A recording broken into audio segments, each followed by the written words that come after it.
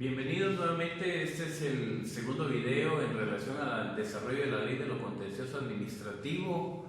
Este específicamente se tratará o intentaremos abordar los recursos administrativos, es decir, la fase de impugnaciones dentro de la gestión administrativa. Para que estemos en este momento, para que estemos considerando la necesidad de plantear un recurso administrativo, tendríamos que establecer una condición inicial, y la condición es que haya habido una petición o una solicitud ante un órgano administrativo y que la resolución final fue negativa.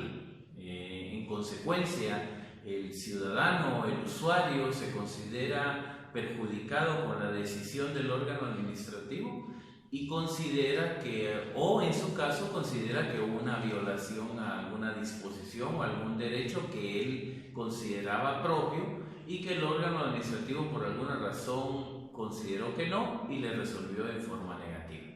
En consecuencia, la ley de lo contencioso administrativo regula a partir del artículo 7 en adelante los recursos en materia administrativa, las impugnaciones administrativas.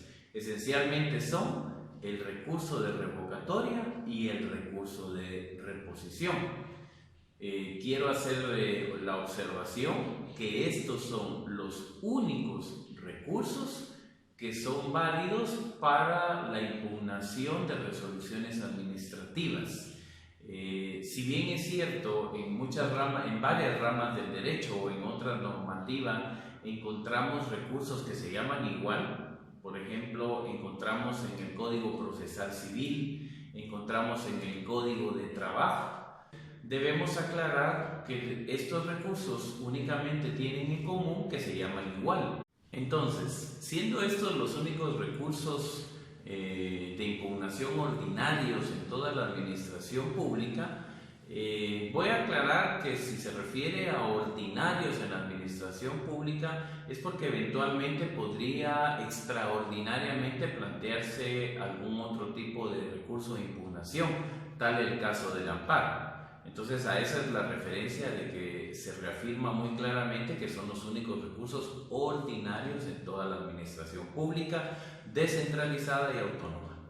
Ahora, la misma norma, Ley de lo contencioso administrativo, establece que únicamente los asuntos que conciernen o que serán resueltos a través de juzgados de trabajo o que se regulan por normas laborales, y por el otro lado asuntos de carácter tributario en el marco del Código Tributario, son las únicas excepciones que no se tramitarán por esta vía. ¿Qué necesitamos? Entonces yo hacía una referencia a qué necesitamos para estar en esta condición. Bueno, primero una resolución. Esta resolución tiene que tener el carácter de definitivo o definitiva, es decir, no debe estar sujeta a algún trámite o algún paso posterior, sino que ya es la resolución final. Esa característica es muy importante establecerla porque si tomamos el caso de la Ley de Contrataciones del Estado, es muy común ver en algunos órganos de la administración pública que hay personas que plantean recursos de revocatoria en contra de la resolución o adjudicación de una junta de licitación o cotización. Sin embargo, aquí no procede ese recurso, toda vez que si bien es cierto, las juntas de licitación son órganos que tienen autonomía en su funcionamiento y en sus decisiones, la resolución no es definitiva, en virtud de que lo actuado por la junta de licitación tendrá que ser aprobado posteriormente por la autoridad máxima institucional o la autoridad que le corresponda dentro del organismo. En consecuencia, la resolución no es definitiva. Por esa razón, es importante establecer que la resolución tiene que tener ese carácter de definitivo. Ahora, la otra circunstancia que es importante resaltar es que tampoco el recurso procede contra dictámenes u opiniones que hayan emitido los órganos de asesoría. También es común ver en ciertas instituciones del Estado que hay ciudadanos que plantean recursos en contra del dictamen que en su momento otorgó, ya sea la asesoría jurídica o alguna de las otras unidades técnicas, pero la ley establece claramente que es prohibido tomar los dictámenes como resoluciones. En teoría, los órganos deberán emitir sus decisiones a través de resoluciones que son documentos formales que llevan sustentación jurídica y en donde el órgano hace toda la exposición de sus razones, en este caso para haber negado una petición. Sin embargo, hay muchos órganos que en algún momento, intencional o no, o por desconocimiento, emiten resoluciones en otro tipo de documentos, por ejemplo, oficios, providencias, memorándum, hasta por correos electrónicos. Y hay muchas instituciones que consideran que derivado que un oficio, una carta, una providencia no es una resolución, entonces no sería impugnable. Pero la situación no es así, no es correcto. Toda vez en un documento emanado por un órgano administrativo se establezca una decisión que afecte los intereses o afecte los derechos de un peticionario, esta resolución, este documento, aunque no tenga la característica de una resolución formal, será sujeto de impugnación. Entonces, no importa la forma que adquiera la resolución final de una petición, lo que importa es que en un documento se haya resuelto lo pedido a través de los medios correspondientes. Hablemos entonces del recurso revocatorio. Este recurso procede contra las resoluciones dictadas por una autoridad que tenga superior dentro de la misma institución. Nos puede ayudar mucho en este caso la ley de contrataciones, porque la ley de contrataciones tiene dos clasificaciones. Nos señala por un lado autoridades superiores, que son las autoridades máximas de las instituciones, como una junta directiva, en el caso del ICS, como el Consejo Municipal, como el Consejo Superior Universitario, como un ministro. Pero también tiene una autoridad en jerarquía inferior que es la que ejecuta, que es la que hace valer o ejecuta las disposiciones de las autoridades superiores. En este caso serían lo que la ley de contrataciones le llama autoridad administrativa superior. En este caso serían gerentes, subgerentes, alcalde, rector, viceministros, directores, jefes de unidad, etc. Entonces el recurso de revocatoria va a proceder contra estas autoridades que tengan superior dentro de la misma institución. Este se va a plantear por escrito y de conformidad con la ley de lo contencioso, en su artículo 11 se establece cuáles son los requisitos que debe contener el escrito. Puede ser firmado en auxilio por abogado. Y además es muy importante que si el escrito no tuviera todos los requisitos del artículo 11, no puede rechazarse con exceso de rigorismo, según los principios del derecho administrativo. En este caso se utilizará supletoriamente el artículo 31 de la misma ley de lo contencioso, que establece que se deberá fijar un plazo para que se subsanen los errores. Entonces queda claro entonces que no se puede rechazar por errores o por omisiones en relación al artículo 11. Tiene que dárseles un plazo de subsanación. El único caso que se podría rechazar un recurso de revocatoria, solo hay dos requisitos que son insubsanables. Uno es no tener interés en el asunto o no haber sido parte del asunto, y dos, el planteamiento extemporáneo del recurso. De ahí no hay otra validez para un rechazo. El recurso se plantea dentro de los 5 días de haber sido notificados de la resolución que nos causa agravio y que se va a atacar por esta vía.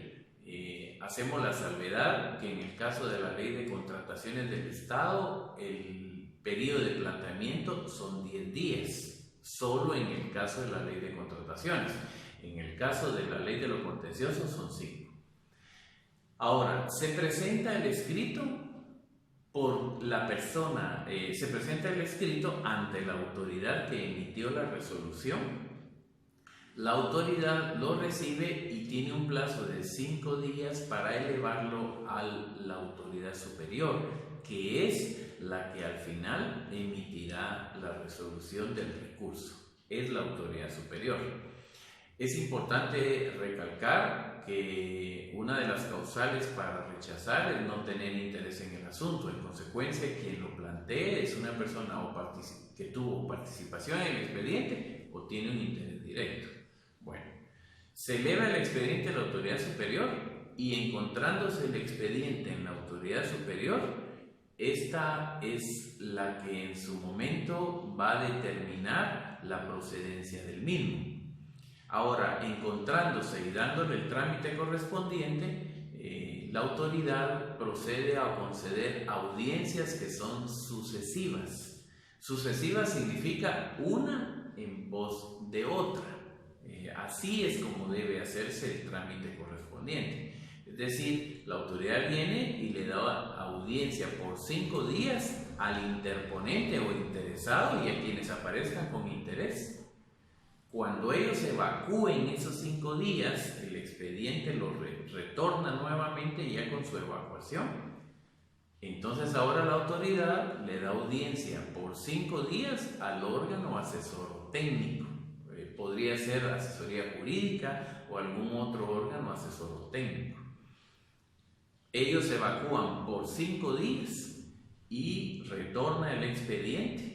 Y encontrándose el expediente en la autoridad, se le da audiencia por 5 días a la Procuraduría General de la Nación. Entonces, ¿cuál es la idea, el espíritu de estas audiencias? Son 5 días sucesivos. Cada vez que el expediente regrese después de cada una de estas audiencias, entonces la otra parte va a tener conocimiento de lo que se está argumentando. Entonces, cuando el interesado evacúe la audiencia, regresa el expediente. Cuando llega la asesoría técnica o asesoría jurídica, ellos tienen conocimiento de lo que ha manifestado el interesado. De esa manera evacúan su opinión jurídicamente, no en favor de la institución, porque eso es muy importante señalarlo. Los órganos asesores y técnicos, especialmente las asesorías jurídicas, deben dictaminar conforme a la ley. No importa en este caso si la resolución favorece al ciudadano o a la institución, ellos deben dictaminar conforme a la ley. No deben ponerse en el plan de defender los intereses institucionales. Muchas asesorías jurídicas hacen eso, que defienden al régimen, defienden al patrimonio, etc. Y eso no es. El espíritu realmente es que una asesoría jurídica defiende los intereses de la institución cuando hace cumplir la ley o cuando recomienda cumplir la ley, no cerrarse a intereses propios de la institución, sino que es lo que sea jurídicamente procedente. Otra cuestión importante que hay que señalar también es que hay instituciones que en estos 5 días de audiencia le dan audiencia a todo el mundo. Es decir, la ley señala 5 días al interesado, 5 días al órgano asesor o técnico, si mucho será asesoría jurídica o una asesoría técnica, y 5 días a la Procuraduría General de la Nación. Muchas instituciones lo que hacen es que cuando les toca esos 5 días del órgano asesor, le dan a todo el mundo, le dan a la dirección financiera, a la auditoría, al director de transportes, al de compras, al director general.